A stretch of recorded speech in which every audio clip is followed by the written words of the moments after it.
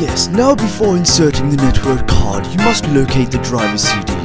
If this did not come with the hardware, a quick Google search will help you find it. Oh look, there it is. Let's go get it.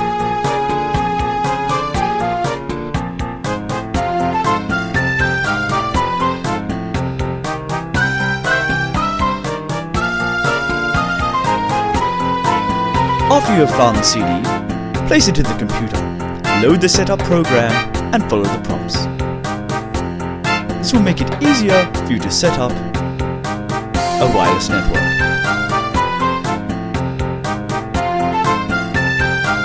Once completed, turn off the computer and now you're ready to install the network card itself.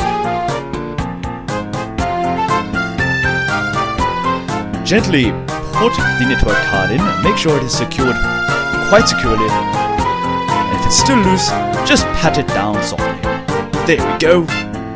Make sure the aerial is up and running and plugged into the computer, and voila, you're ready to do whatever you do with the network card.